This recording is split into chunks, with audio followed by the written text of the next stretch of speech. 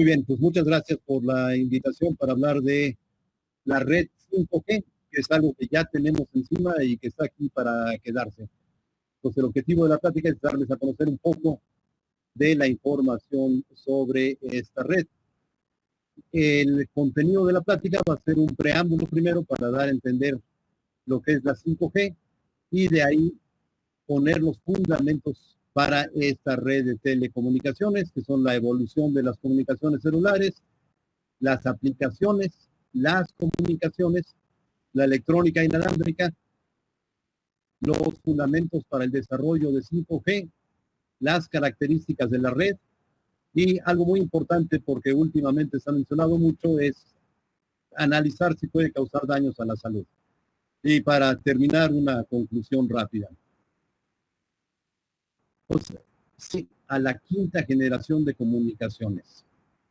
No es otra cosa más que una nueva generación de comunicaciones y vamos a ver a qué se refiere eso.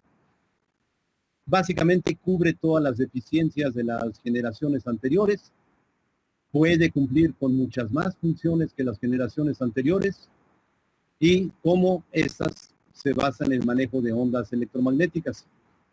En principio no presenta ningún daño a los seres vivientes, o por lo menos no hay evidencia fidedigna de que cause daño a los seres vivientes, y podemos esperar que esta va a seguir evolucionando y ya muy pronto estaremos hablando de la 6G.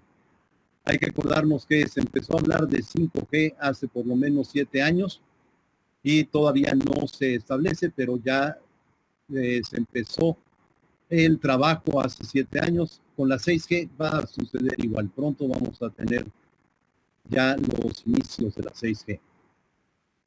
Pues cada 10 años los estándares de las comunicaciones se modernizan y se actualizan. Y esto es porque primero aumenta el número de dispositivos que se están usando y por el otro lado las funciones que se piden son más demandantes. Los cambios se han etiquetado arbitrariamente como generaciones en el campo de las telecomunicaciones, pero esto es una etiqueta. Todas las generaciones de telecomunicaciones tienen el mismo modo de operar, es el manejo de ondas electromagnéticas para comunicar dispositivos. Aquí en este cuadro tenemos un resumen de lo que han sido las telecomunicaciones inalámbricas, las celulares. La red 1G nació en 1979 cuando empezaron a lanzarse los teléfonos celulares. Tenía una tasa de datos máxima de 2.4 kilobits por segundo. Estos son bits, hay que dividirlo entre 8 para tener los bytes. Y obviamente solo servía para telefonía. Tenía una frecuencia de 30 kilohertz y únicamente funcionaba con electrónica analógica. Eso duró varios años, fueron los primeros celulares. Aquí vemos que el celular tiene 41 años, pero se vio rápidamente superado y se tuvieron que hacer mejoras. Y en 1991 nos salió la red 2G, que ya tenía una velocidad mucho más alta, 384 kilobits por segundo, y algo muy importante es que introdujo los mensajes de texto, que eran una revolución en ese tiempo. Ya no solo era un teléfono, sino que ya también se podían mandar mensajes de texto. Además, la frecuencia de operación ya era mucho más alta, de 800 megas y 1.9 gigas. Y además ya era comunicación digital. También, después de 10 años, salió la red 3G en 2001, con una velocidad mucho más alta. Aquí la tenemos a 21.6 megabits por segundo. Incorporaba multimedia y mensajes multimedia. Las frecuencias no las cambiaron mucho, 0.85 gigas, 1.9 gigas, 2.1 gigas. Y tenía electrónica digital. Aquí unos hitos importantes es que empezó a salir el teléfono inteligente y precisamente en junio del 2007, hace 3 años, salió el iPhone, el primer iPhone, que se considera como uno de los inventos más importantes en la historia del ser humano. Cambió la telefonía inteligente en el sentido de que el iPhone fue el primero que tuvo una pantalla táctil. Los anteriores tenían teclado. Si se acuerdan, o si llegaron a ver un BlackBerry, tenía un teclado muy grande enfrente y todo se hacía con teclado. El iPhone lo hizo con teclado táctil. En 2009 ya se cambió a la generación 4G o Long Term Evolution con una velocidad mucho más alta, 1 gigabit por segundo, ya con multimedia e Internet de las cosas y varias frecuencias, 600 y 700 megahertz y después 1.7, 2.1, 2.3 y 2.5 gigahertz. Y muchas de estas evoluciones se deben al uso de dispositivos. Aquí tenemos el número de teléfonos inteligentes. Perdón, no teléfonos celulares, sino únicamente teléfonos inteligentes en uso.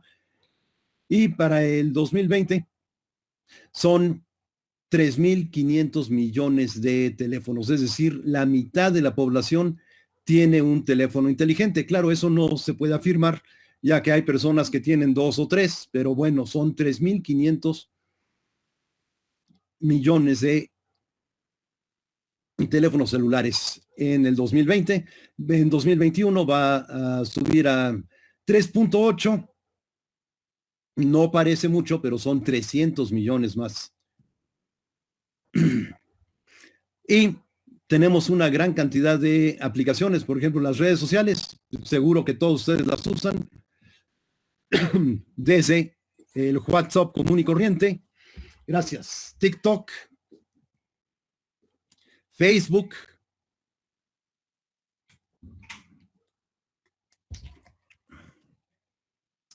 el Instagram, Snapchat, Twitter, YouTube, etcétera. Tenemos una gran cantidad de aplicaciones, esas solo son algunas, y se usan continuamente. También tenemos muchas en música. Ya no usamos CDs, ni cintas, ni cassettes, porque ya tenemos estas.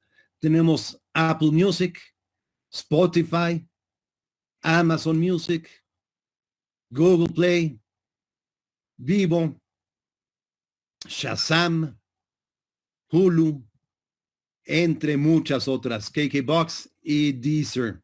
Y hay muchas más, pero son algunas de las aplicaciones hoy en día para música. También tenemos muchas en video. Está Apple TV. Tenemos también Amazon Prime, Netflix, Disney Plus, claro. Y algo que no tiene que ver nada más con películas, sino que es únicamente para fútbol, pero se usa mucho, es el Fubo TV Live. Muchos de estos servicios, como la mayoría de los que tenemos aquí, ya tienen la capacidad de hacer películas propias, es decir, hablamos de las series que sacan Netflix o las películas. De hecho, en los Óscares de este año, si bien me acuerdo, Netflix se ganó un Oscar, una película de Netflix se ganó un Oscar, ya no solo son en Hollywood, Disney Plus es uno de los que ha evolucionado más, etcétera. Entonces son aplicaciones que tenemos. Y solo son unos ejemplos, pero además tenemos una gran cantidad de aplicaciones, por ejemplo, para banca y finanzas, para viajes, para noticias, para la salud, para correo, para videoconferencia y algo muy extraño, para telefonía, ya que el teléfono casi no se usa para eso. Pero tenemos una gran cantidad de aplicaciones presentes y futuras. Tenemos procesamiento de textos, enciclopedias, diccionarios, etcétera, libros electrónicos. Tenemos una gran cantidad de aplicaciones ya en el teléfono. Y esto se debe a la evolución de las comunicaciones inalámbricas, porque hoy encontramos una gran cantidad de dispositivos comunicados inalámbricamente. Básicamente sensores, detectores, radares, actuadores, interruptores, que se activan y se leen por medio de ondas electromagnéticas y están en todos los campos del quehacer humano hoy en día, en lo que conocemos como Internet de las cosas, que ya evolucionó y ahora ya se llama coloquialmente el Internet de todo. dispositivos, todos esos sensores, detectores, etcétera, tienen que ser rápidos, tienen que ser duraderos y tienen que ser confiables. Y cada día tenemos más y más dispositivos, cada día son mejores y también son para todas las aplicaciones. Por ejemplo, en un automóvil, no necesariamente autónomo, un automóvil de los modernos tiene una gran cantidad de sensores que para radar en la parte trasera, cámara en la parte trasera, radar en la parte delantera, detectores de carril, etcétera, etcétera. Y la mayoría de estos están comunicados inalámbricamente. Si no se comunicaran inalámbricamente, tendríamos cientos de kilómetros de cable en un coche que lo harían pesadísimo. Entonces se comunican la mayoría inalámbricamente. En un vehículo autónomo todavía esto es más importante porque tiene por lo menos 3 radares de largo alcance, de medio alcance y de corto alcance. Y esos radares tienen que controlar todo el entorno del coche y lo tiene que controlar de manera absoluta en tiempo real. En tránsito también, ya en muchas ciudades, las calles son inteligentes y se tiene un control de tránsito muy preciso. También en los automóviles nuevos, por ejemplo, uno va circulando y el mismo automóvil le dice cuál es el límite de velocidad en la zona, etcétera.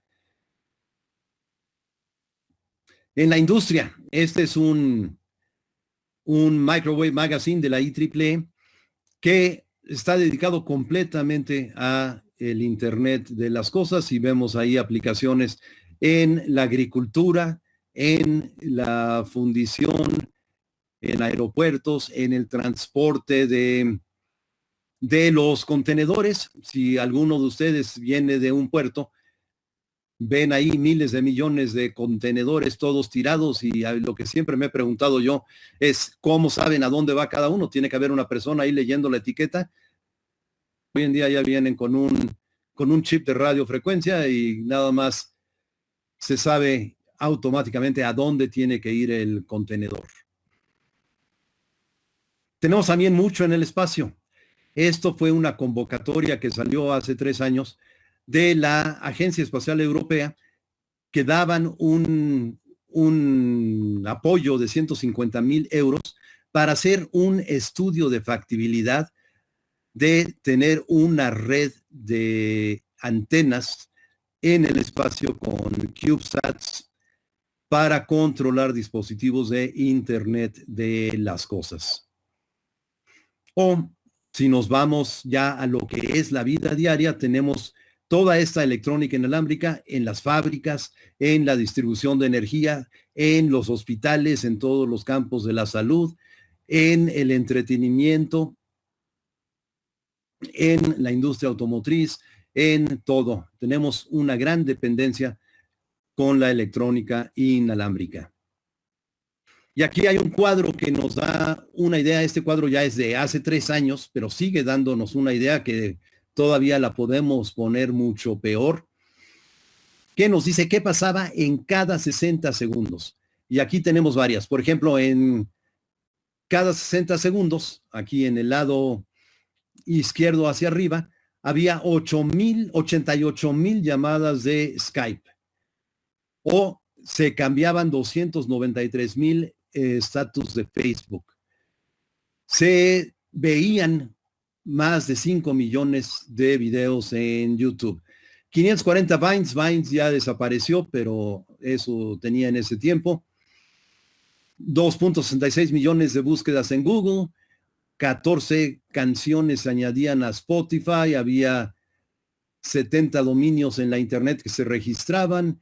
15,000 canciones se bajaban de iTunes, etcétera, etcétera. Algo impresionante ahí y que nos dice por qué Jeff Bezos es el hombre más rico del mundo hoy en día, es que en estos 60 segundos en 2017 se hacían 25,000 compras en Amazon. Amazon trabaja 24/7, 365 días del año. Entonces, imagínense si en 60 segundos, en un minuto, hacen 25,000 compras, ¿qué pasa en un día? ¿Qué pasa en un año? Y por eso Jeff Bezos es el primer ser humano que llega a ser trillonario en la terminología de Estados Unidos. Y obviamente todo esto no se puede soportar con la infraestructura que ya se tiene. Se tiene que hacer un desarrollo de nueva infraestructura para poder soportar todo esto y además seguir con la expansión que se requiere o que se está buscando, que la humanidad está buscando. Entonces, la humanidad es totalmente dependiente de comunicaciones por medio de ondas electromagnéticas para prácticamente todas sus actividades. Y es obvio, como les digo, que no tenemos la capacidad instalada para seguir a este ritmo, que es un ritmo muy pesado. Nada más vemos del cuadro anterior todo lo que se hace en las aplicaciones de un teléfono celular o de internet, que es una gran cantidad de cosas que estamos haciendo y que vamos a seguir haciendo. Y además, como usuarios, somos muy exigentes. Demandamos que las comunicaciones sean rápidas, que sean confiables, que sean accesibles. Nos molesta mucho cuando estamos bajando algún programa ver la ruedita gire, gire, gire y no pasa nada. No, nosotros queremos todo de inmediato. Queremos cargar una página de internet de inmediato. Si estamos en el celular, queremos que la información nos llegue de inmediato. Y eso es algo que 5G va a tratar de solucionar. Para muchas aplicaciones, los vehículos autónomos, por ejemplo, las comunicaciones entre sensores deben de ser en tiempo real y con un margen de error muy reducido. Un vehículo autónomo, por ejemplo, si su radar tiene un rango de error de 10 centímetros, eso puede ser toda la diferencia de atropellar a una persona, de chocar contra un objeto, etcétera. El radar tiene que tener un rango de error muy reducido que se está buscando hoy en día que sea del orden de milímetros. Todos estos requisitos, todos estos son fundamento para que se haga una nueva red, una nueva generación de telecomunicaciones, que es lo que le llamamos la 5G. Y la 5G, primero, tendrá muchas más frecuencias. Un amplio rango entre 450 MHz y 6 GHz. Si se acuerdan de la tabla de las generaciones de comunicaciones, teníamos que usaban 4 o 5 frecuencias. Aquí nada más en este rango que se conoce como el FR1 Frequency Range 1, tenemos alrededor de 30 frecuencias de operación. Y eso es para dividir la carga entre distintos puntos de frecuencia y que todo el mundo tenga lo suficiente. Y además hay otro rango inicial entre 24.25 GHz y 52.5 GHz que se llama el FR2. Y aquí se tienen también una gran cantidad de frecuencias disponibles. Es decir, mientras más frecuencias disponibles tengamos, más canales tenemos y podemos satisfacer a más usuarios. Aquí no se va a quedar. 5G está planeada a llegar a 300 GHz y la 6G va a tener todavía velocidades más altas. Entonces existen muchos canales para transmisión con mayores anchos de banda, entre 5 y 100 MHz para FR1 y entre 200 y 400 MHz para FR2. Un mayor ancho de banda se va a traducir en mayor capacidad de servicio, más usuarios a mayores velocidades. Y esto nos permitirá control remoto de vehículos autónomos con mejores estándares de seguridad, por ejemplo. No es lo único, obviamente esto es nada más un ejemplo. Y algo que se busca mucho es que va a mejorar las experiencias con realidad virtual y realidad aumentada. Esto no solo es para juegos. Hoy en día, la realidad virtual y la realidad aumentada son fundamentales en el desarrollo de las actividades humanas. Por ejemplo, aunque ya es muy viejo, ya ha ido evolucionando y hoy en día es bastante evolucionado, son los simuladores aéreos, donde los pilotos aprenden en simuladores y están metidos ahí para poder tener todo el conocimiento y poder responder en situaciones críticas, etcétera, sin afectar la vida de las personas. Los simuladores en este tipo de aviones son cada vez más realistas y obviamente cada vez son mejores porque educan mejor a la persona. Pero no solo los tenemos en aviación. Algo muy importante son los simuladores en cirugía. Ya también se tiene mucho donde el cirujano está haciendo todo como si fuera una operación real, pero es realidad virtual, realidad aumentada.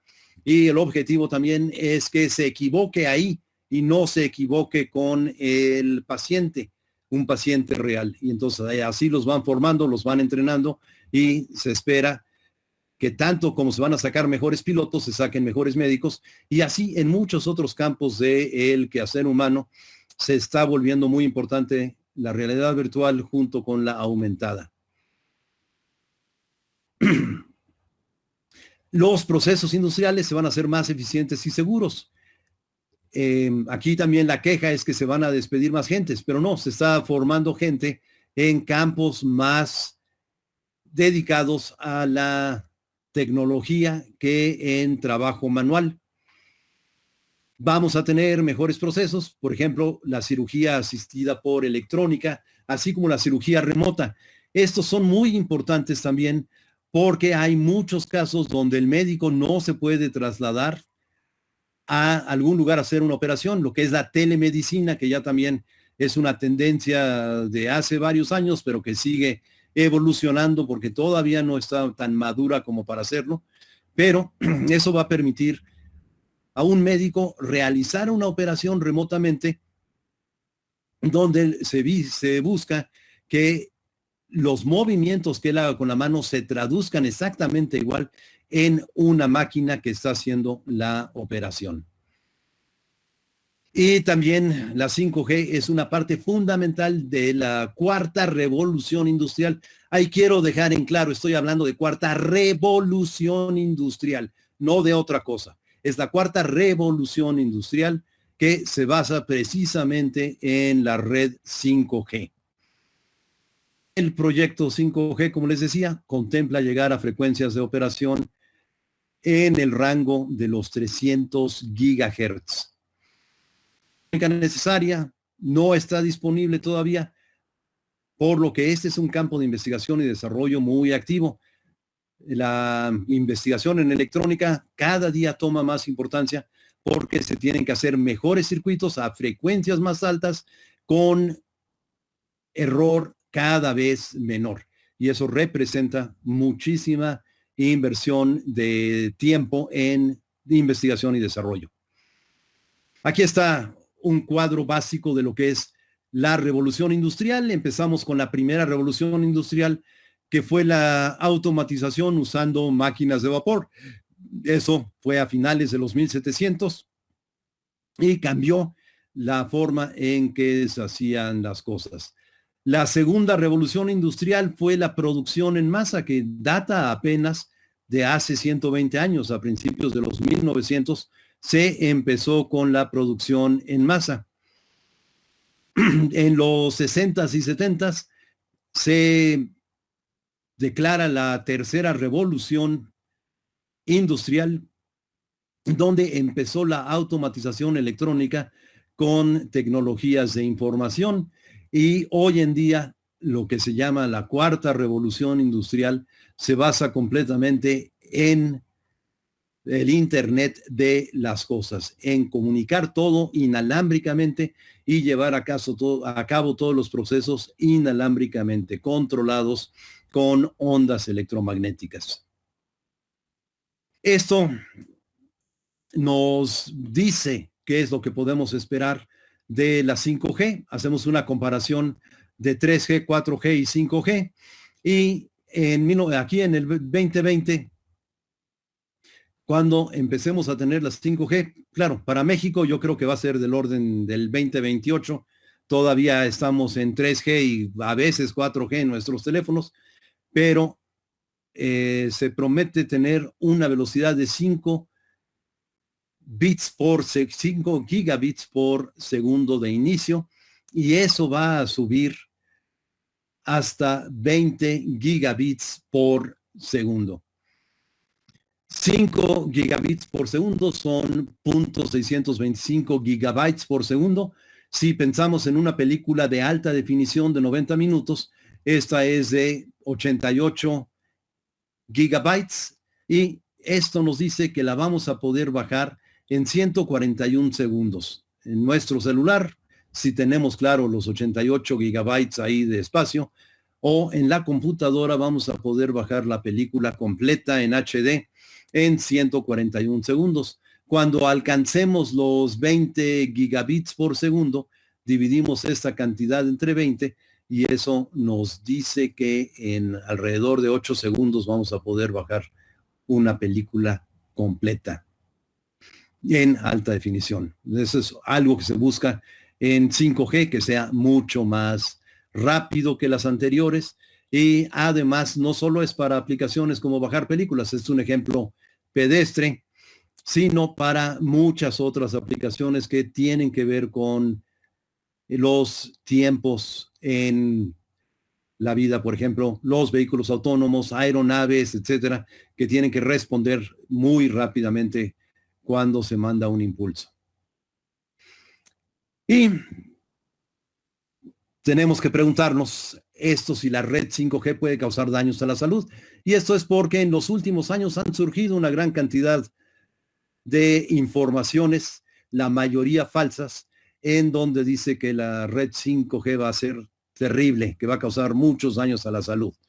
Se han publicado varios artículos, más de 200, pero si sabemos que en un año la literatura científica alcanza alrededor de 5 millones de artículos, 200 es muy poco. Y científicos, entre comillas, porque no tienen toda la ciencia que debe de tener. Y de estos, hay una persona que hizo una recopilación y de ahí concluye que la 5G va a producir ceguera, va a producir sordera, va a producir cáncer de piel, va a producir infertilidad, va a producir problemas con la glándula tiroides, va a destruir nuestro ADN, va a producir loquera y muchas más. Allá abajo está esta referencia. Una cosa importante que notar de la referencia es que este es un artículo muy largo, son 53 páginas, que nadie lo quiso publicar, entonces él solo lo publicó y lo tiene en su página.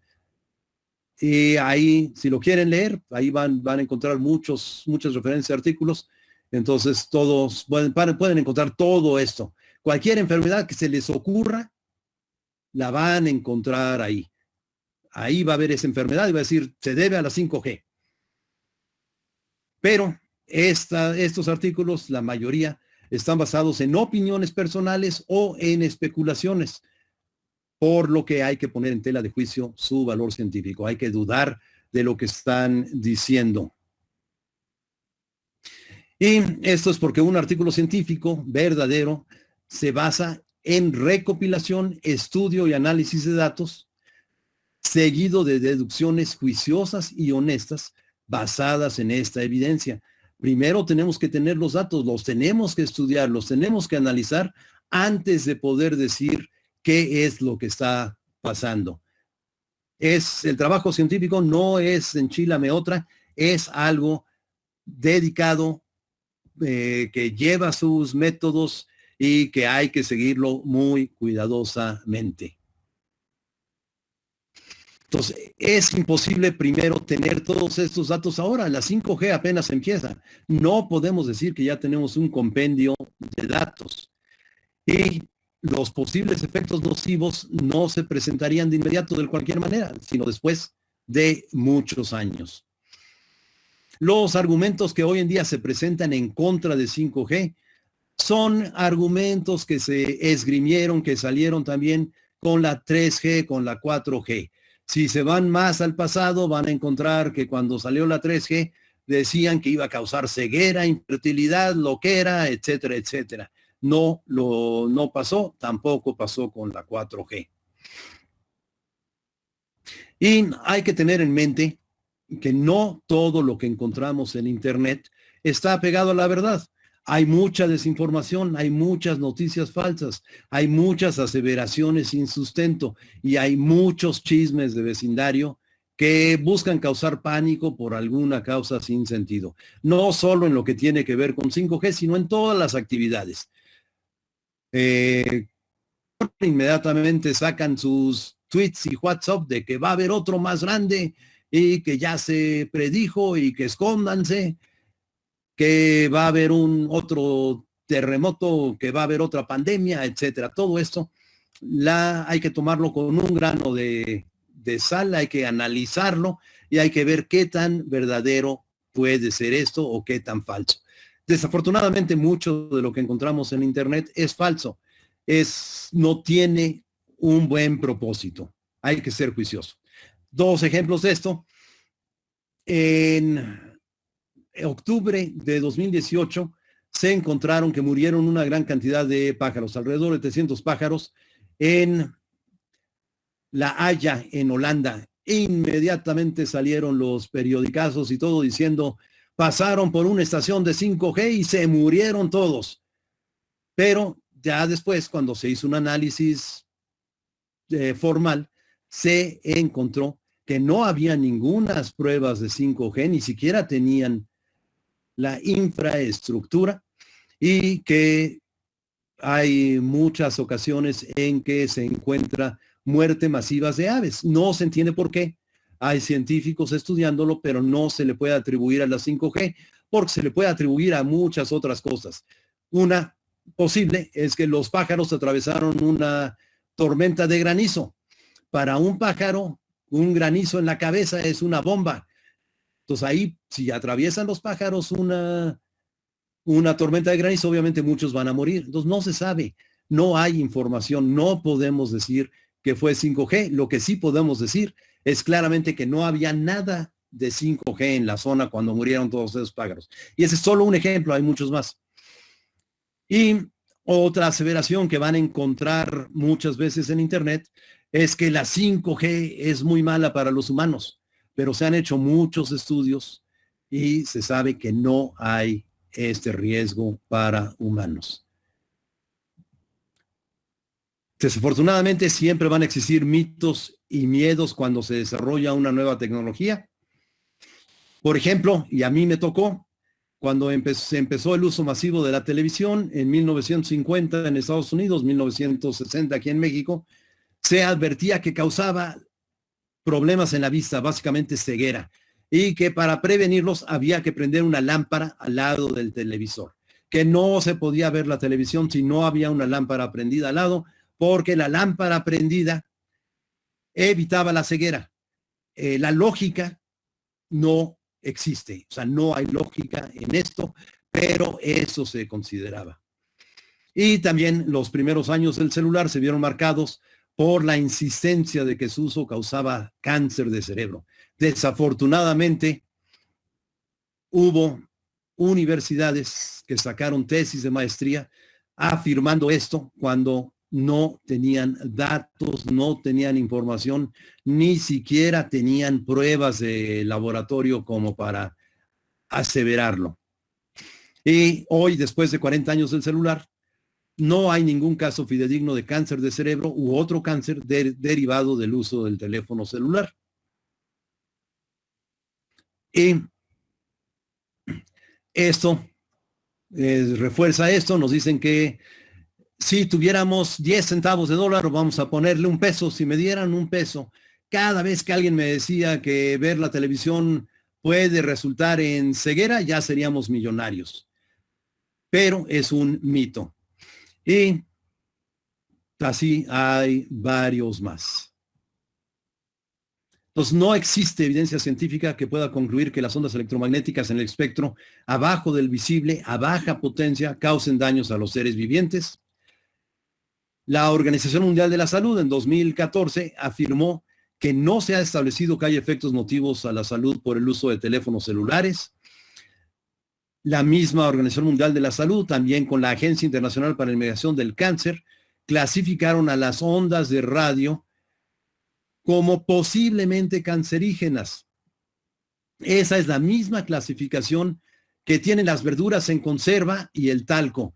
Entonces, si tenemos miedo de las ondas electromagnéticas, no comamos verduras en conserva, es decir, todos los enlatados, las zanahorias, los chiles, etcétera, hay que dejarlos de lado. Y también el talco, no usemos talco.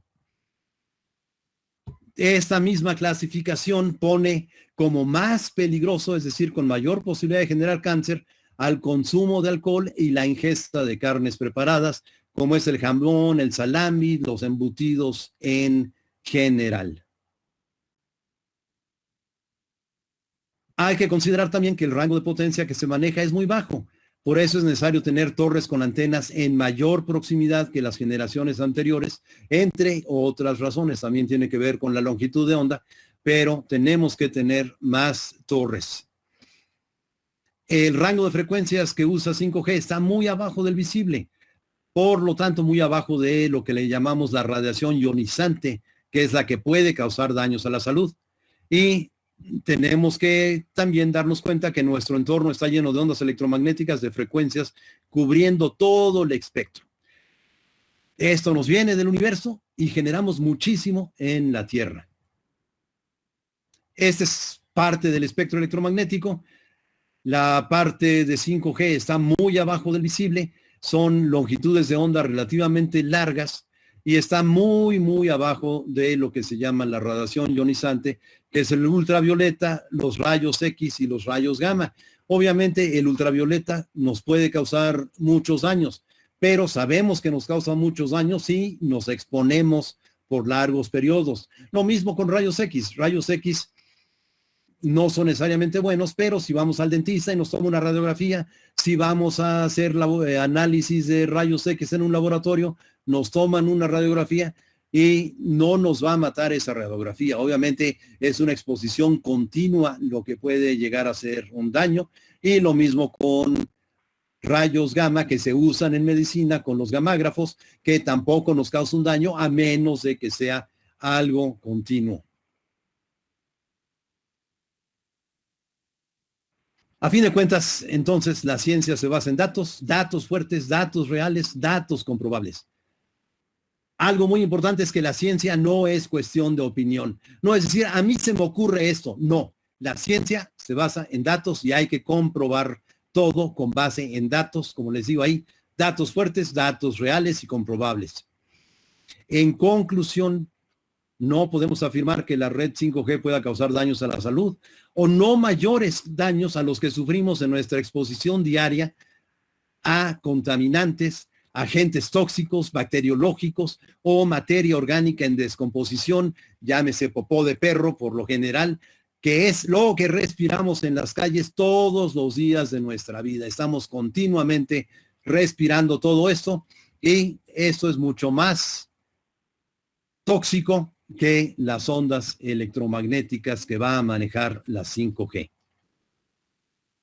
No se crean todo lo que se dice en los medios electrónicos. Me pregunto cuántas personas en realidad han hecho eso y después de hacerlo se dan cuenta de que es una tontería. Muy bien, pues con esto llegamos a la conclusión.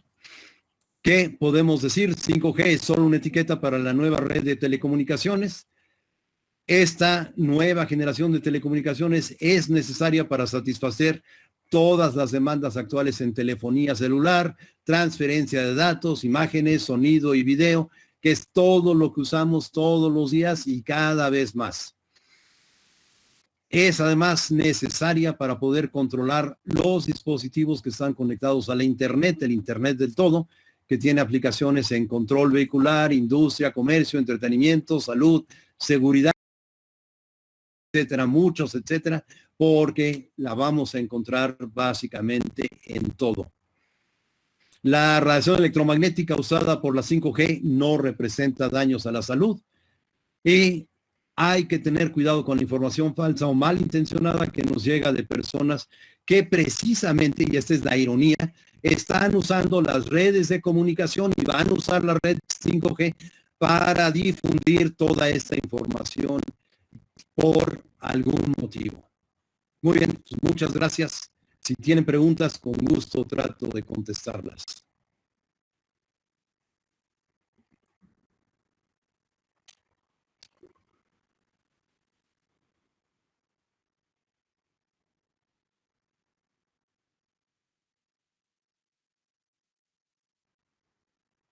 A ver, me estoy metiendo al chat. Aquí tengo una, la tecnología 5G funcionará en equipos fabricados para 3G y 4G. Inicialmente sí, pero muy pronto vamos a tener que cambiar y además no vamos a tener todo el rango de frecuencias que tenemos en 3G o 4G. En otras palabras, muy pronto vamos a tener que estar cambiando teléfonos. En México no tanto, porque les digo, 5G no va a llegar tan pronto. Y no creo, me dice, o no sé si le está contestando a la otra persona. Sí, o sea, aquí dice que hay teléfonos 3G que pueden reconocer chips 4G. Al inicio sí, pero ya también los teléfonos 3G, estamos hablando de teléfonos de hace 20 años. Ya la verdad no hay muchos. Y parece que eso es todo lo que tengo aquí en el chat.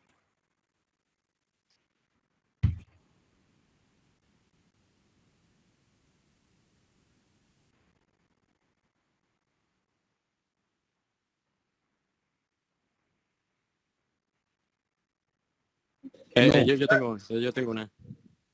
sí, adelante. Okay, pues antes de todo, muchas gracias por la presentación, muy interesante, la verdad. Eh, Gracias a ustedes. bueno, mi pregunta es acerca sobre cómo cree que influirá esta tecnología 5G a los equipos biomédicos o la ingeniería biomédica que últimamente igual ha estado revolucionando. ¿Cómo cree que pueda influir? Bueno, los va a hacer mucho más inteligentes. Nunca vamos a poder eh, prescindir del ser humano, pero todos estos aparatos van a ser cada vez más inteligentes y más controlables y algo muy importante es más eficientes. La mayor parte de los dispositivos que tenemos son portátiles, tienen una batería y queremos que la batería dure mucho y por eso es la eficiencia. Entonces ya estamos hablando de una gran cantidad de dispositivos biomédicos y que van a ser controlables con el teléfono celular. Muy importante y ya de tecnología muy vieja, pero que se está modernizando, son los marcapasos. Pero también tenemos el páncreas artificial, que es simplemente una bomba de insulina que se controla con el teléfono celular y que tiene medición en tiempo real de la cantidad de glucosa que hay en la sangre y decide el aparato cuánta insulina inyectar en ese momento.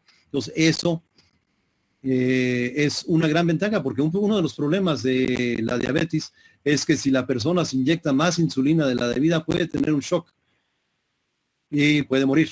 Entonces, por eso es importante controlarla. Y esos son dos ejemplos. Hay otras aplicaciones que también van a servir para diagnóstico. Va a haber una gran cantidad de aplicaciones cada vez menos invasivas.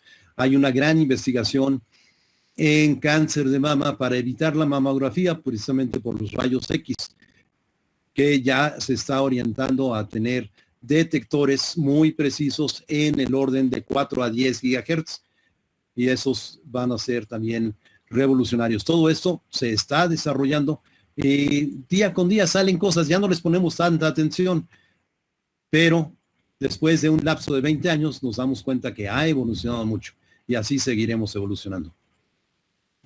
Okay, muchas gracias. Y claro, es un campo de investigación muy importante, todo lo que es bioelectrónica, bioingeniería, etcétera.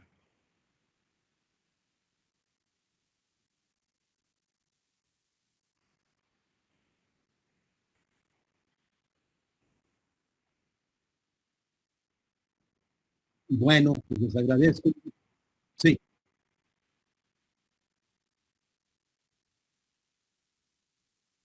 es un placer, espero que hayan seguido. Ahí la mayoría de ustedes me conocen, entonces me pongo a sus órdenes para cualquier cosa. Celébrense si son papás, si no, celebren a sus papás si todavía tienen la fortuna de que estén con ustedes mañana.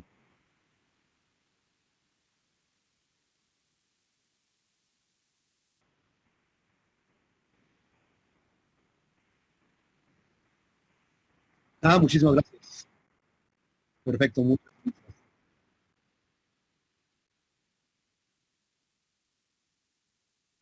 Igualmente, gracias. Hasta luego.